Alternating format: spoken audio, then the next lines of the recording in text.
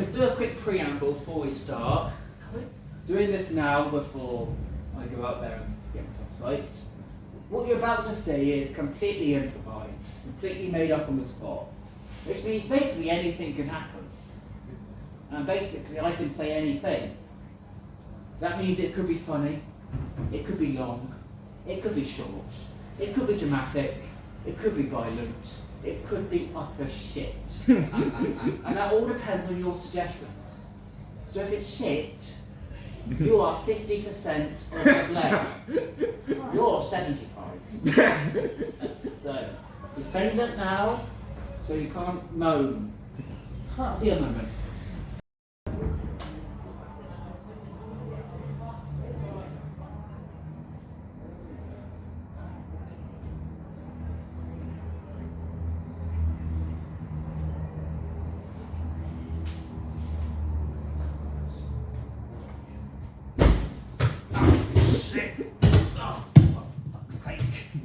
Oh, God.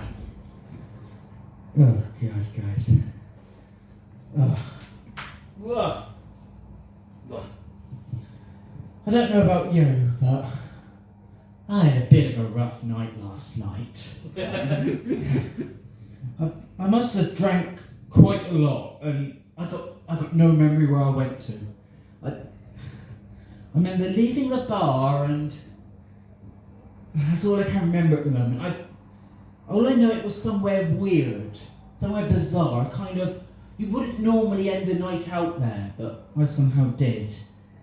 And maybe, I feel like I need to remember, so maybe if someone could yell out a kind of a weird location to end a night out in, and maybe the memories could come flooding back like that diarrhea I just had. Dog track. A dog track. Bit of the greyhound racing. With the bitches. Oh, shit. Yep. Thank you for saying that. It's all coming back to me now. So, it all started at the bar. These things normally do. You know, why can't they start at the aquarium or the beach or my own home? But no, the bar. The bar is where we start. It was Saturday night, and I was on my own. Thank you for your sympathy. I was on my own because my good friend / drinking buddy / dependent, Chris, he's bagged himself a girlfriend. Yeah, bagged himself a girlfriend like he has for all shows. And yeah, reoccurring story. He's bagged himself a girlfriend, and you know, they're now engaged, and I'm not allowed to go to the wedding. Apparently I'm the bad influence. Well, excuse me, I am not now going to his one-man production of Snow White and the Seven Dwarfs. He plays all the dwarfs. His legs are gonna hurt, I don't care. That's what you get for fucking with me. Anyway, but enough about that piece of shit. I was on my own.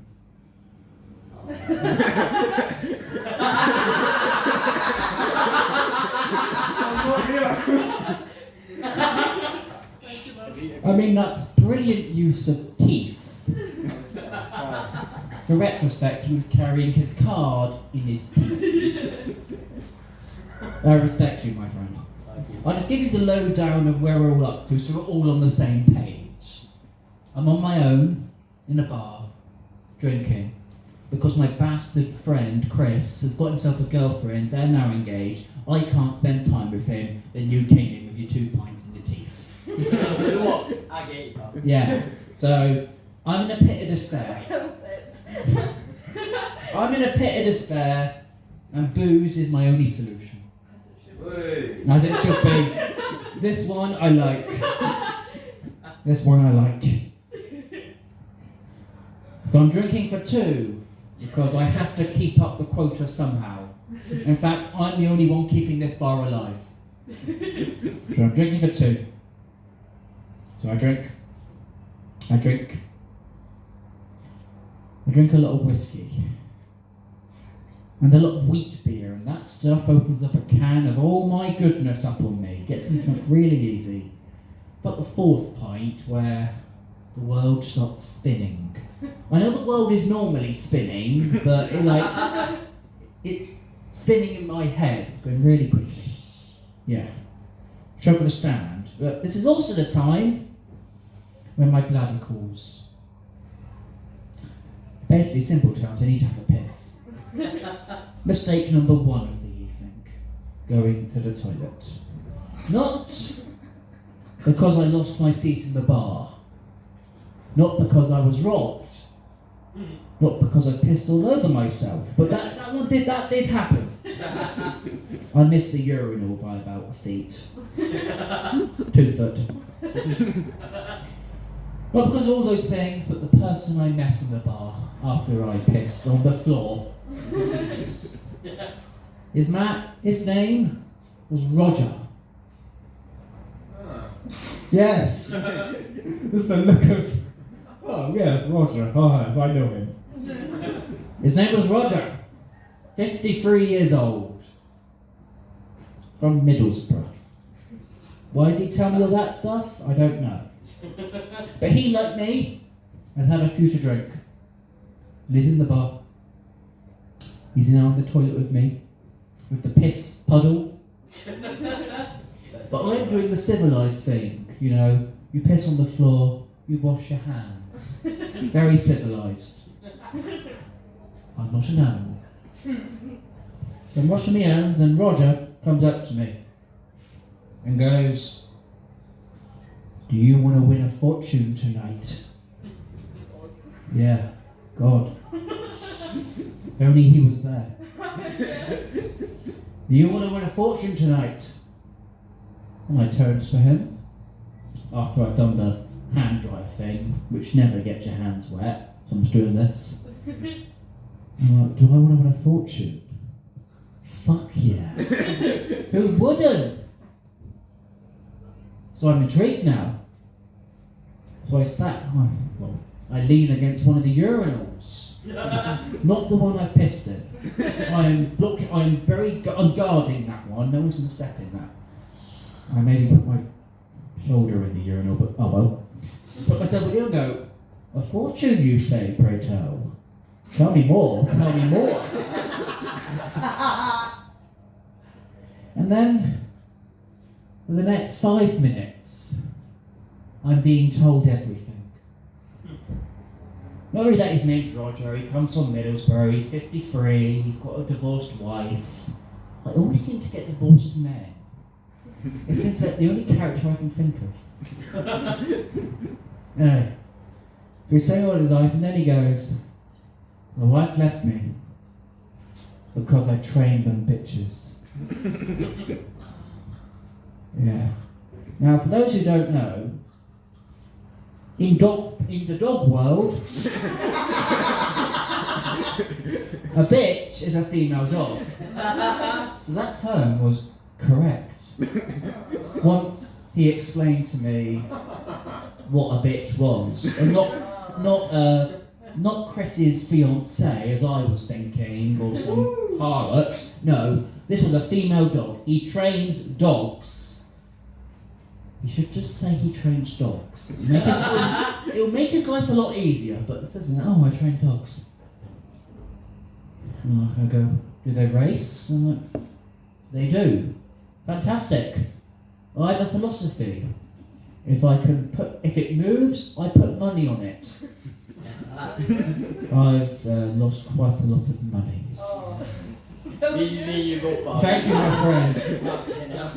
The horses I pick on get turned into glue quite quickly. The players I bet to score all suffer from ankle injuries. And let's not get started on my strange addiction to ice skating. That woman should have done that triple axel, but no, it only did a double. Cost me £1,000. That's her fault. So I'm standing by my urinal. I'm intrigued. I could win some money. So I stare into Roberts. Is that his name? Oh, fuck, I've forgotten his name. Roger. Roger! Yeah. Robert was his middle name. He told me that. His name? What's his surname? Rupert. His name was Roger. Oh, fucking hell. Roger Robert Rupert. Hey! The third. RRR3. So, triple R3 just stares at me as I'm staring at him back. Weird eye contact is happening as we both sort of know what's going on. We then hug. Oh. We hug by our urinal, Aww. the peace-stained one. This hug was my second mistake of the night, because that's when I may have developed a cold. Maybe he may have sneezed on me, I'm not sure. But that also hug sealed the plan for the night. That I was going to go make a fortune at the dog track. And so we went. To put it simply, we left the bar, picked up my hat and coat, like a sophisticated person, and we went to watch 6 dogs, hopefully not abused, run round a track, chasing a fake hare. Now, I fucking loved it. I don't know if dog racing happens at midnight in any other place in the world, but this town has midnight dog racing. It's completely illegal, so none of you know about it. In fact, the first rule of underground dog racing is you can talk about it as much as you like as long as the cops don't know. But, you know, we went to this track. I say it was a track, it was just some field. Borderline tape, and they actually got an actual hare to run around the track. Some other guy, Derek, trains the hares just to run round in a circle. I'm like, this is a very sophisticated ring. I can get involved with this. So as RRR the third, as I'm now dubbing him, that's Robert Rupert the third, is leading me round the dog track, field, with lots of other heavily drunk men. They're bigger than me. They have tattoos. They'll probably beat the shit out of me if I look at them the wrong way, but I'm happy to take their money. And he leads me to his prized bitch. And she leads me to the dog. She was a lovely thing. The dog, not the woman. She was a lovely thing, you know. And I was guaranteed by Roger that she would win. She would win, and I would get 25% of the winnings. How much of the winnings? £100. So a simple maths, I'm going to get 25 quid. Okay. That won't cover anything, but 25 quid is 25 quid. I'll just accept it. Fuck it. Couple of pints. It's a couple of pints. I'll probably waste on Hungarian riverboat racing later on, but that's Betfair's problem. Other gambling firms are available. Not available in New Jersey. Always wanted to say that. There are Americans in the audience, I'm just making it local for them. Even though they're not from New Jersey, but, you know, why not? So, anyway. So, this dog led to the trap. It's number 4. So he's wearing the white, was black. I generally, as a child, loved dog racing, so I'm trying to remember the colours. I think it was black or white. Anyway, the colour of the, I don't want to say harness, but the fleece the dog is wearing is irrelevant. All I know is number 4. The dog is number 4. And as we call to post, A man does a trumpet impression. I say he's a trumpet impression. You can't afford a real trumpet. It'd be too loud. Anyway, the dogs are getting ready. The hare that Gerald trained is looking absolutely frightened. And he starts to run. And about 5 seconds later, the dogs are released. And they go. And I can't see anything. I'm thinking, as they turn around the corner, why the fuck am I here? I'm in a field at 1 a.m, watching dogs essentially go round a circle. But then I'm like, I could win 25 quid. 25 quid to put on anything I want. The Giants could win the Super Bowl and I could win 25 quid. They are. Anyway, so I'm trying to see where number 4 is. And then it dawns on me. Number 4 never left the trap. Yeah, that is exactly my expression. Actually, it was a lot more vulgar. It was, why the fuck is that bitch not going anywhere? She needs to go somewhere right now. I'm going to kill her. Well, that was what I was saying in my head.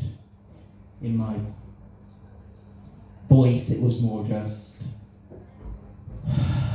story of my life. The dog doesn't go anywhere. At least with a horse, it can be turned into glue.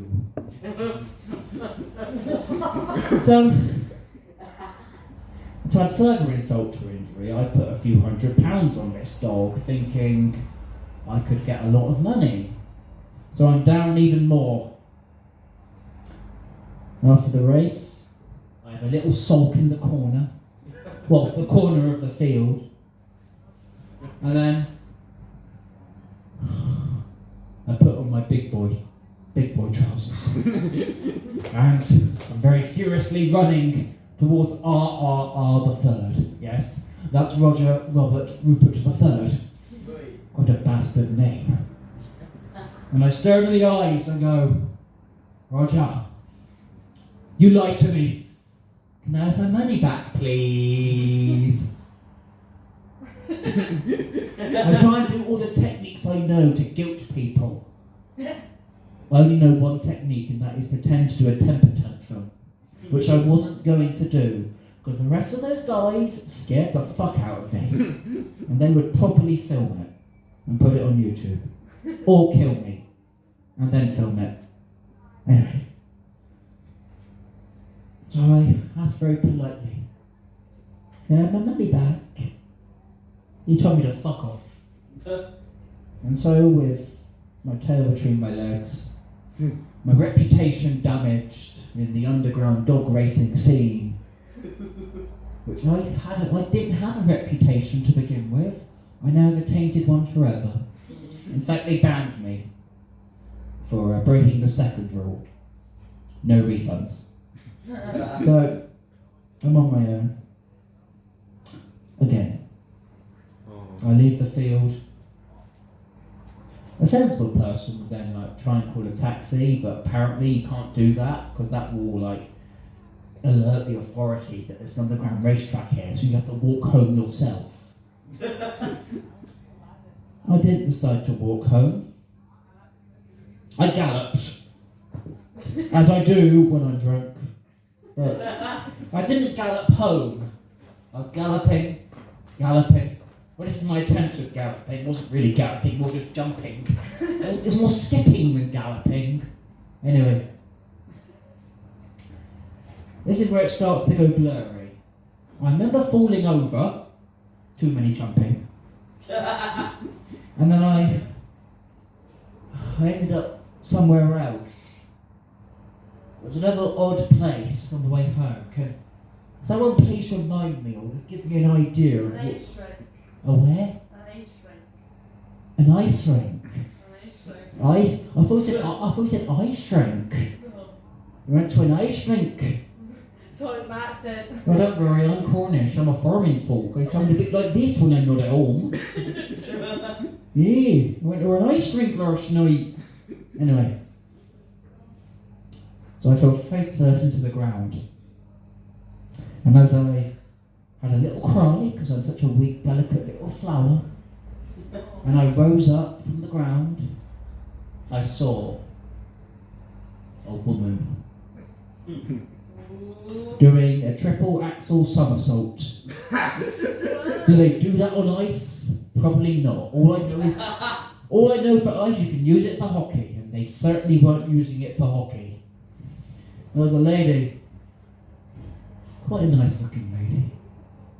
I know because I put my phone torch on and I was like watching her not like a creep, what? I may have videoed it, but you know, just going, hello, I'm here.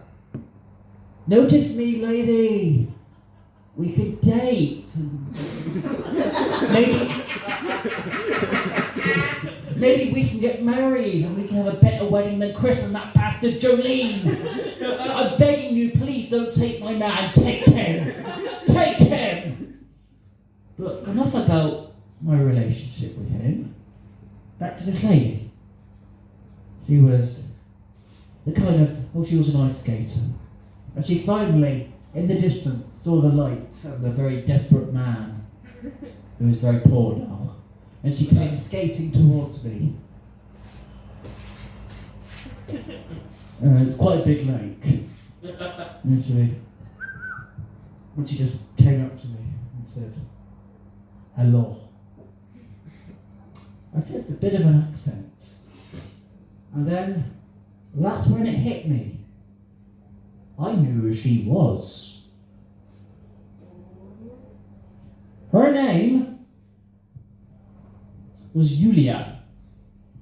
And Yulia was the exact girl who failed to do that triple axel somersault, or that twist, or whatever I said earlier, in the World Championships, costing me quite a lot of money.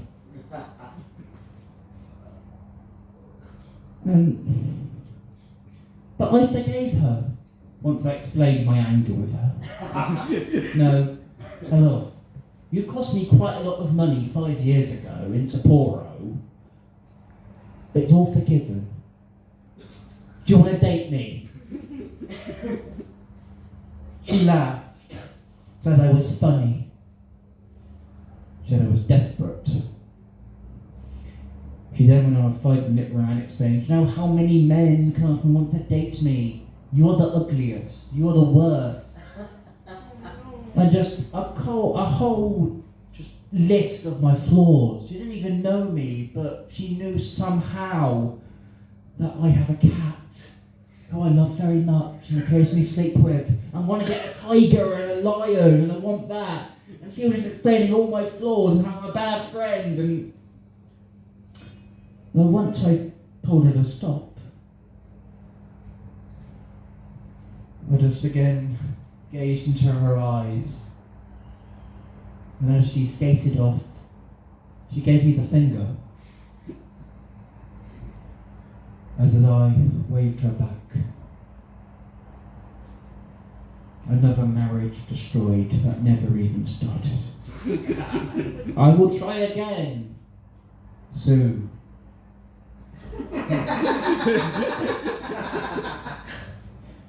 So I did try again. She was pretending she couldn't hear me. And so, finally admitting I was defeated, I was now in a safe place away from the underground dog racing track to order a cab and take it home. In the cab, I explained to the driver my whole predicament. That I was at an underground racing track, you know, I was lied to about a bitch, by a bitch, and a bastard. And you know, then they kicked me out, and then I met this lovely ice skating lady who cost me money, and she told me to fuck off, and apparently I'm so ugly no one will date me, not even a mutant. Yeah. The taxi driver didn't understand what I was saying because it was quite slurred. He was just listening to Taylor Swift or something weird. As he dropped me off back home. So I came back in, said hello to my cat, got on one knee, and said, "Scruff, at least you love me, don't you?" He looked at me like he didn't care. Isn't that cats? And again, I will try again. Thank you very much.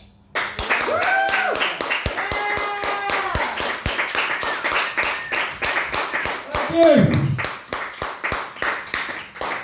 So, what have we learned? Don't go to underground racing tracks. Or don't go to the toilet. Yeah. Anyway, I'd like to thank you all for coming. This is the last show of my run.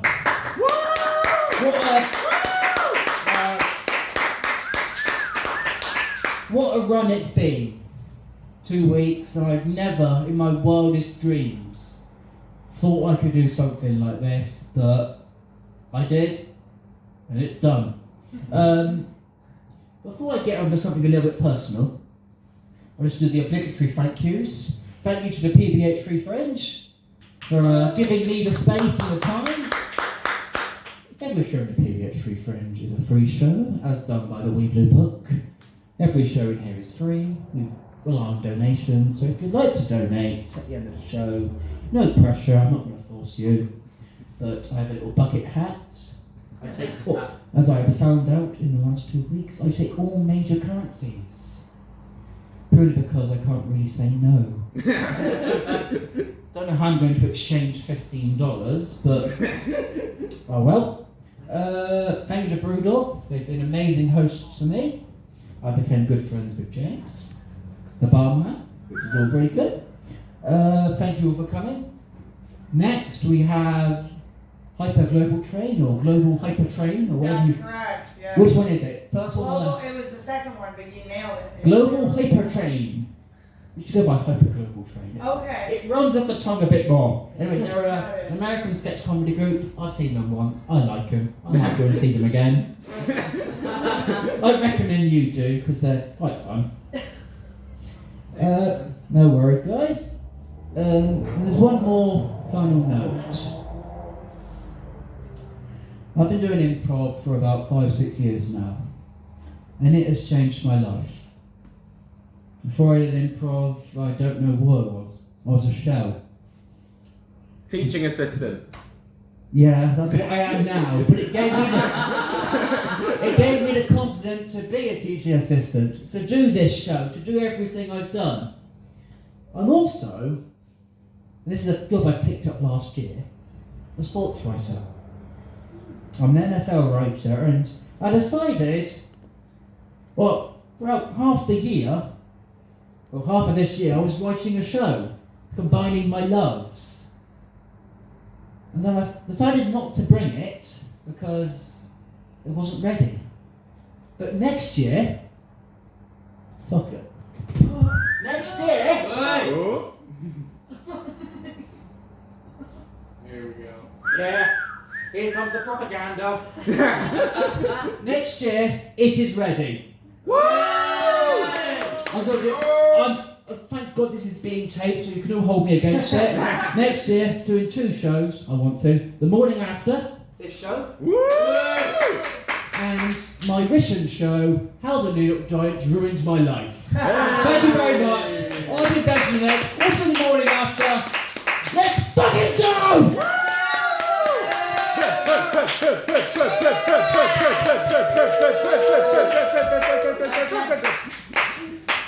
You can leave now. Stay for these guys. Oh my God. Thank you for coming.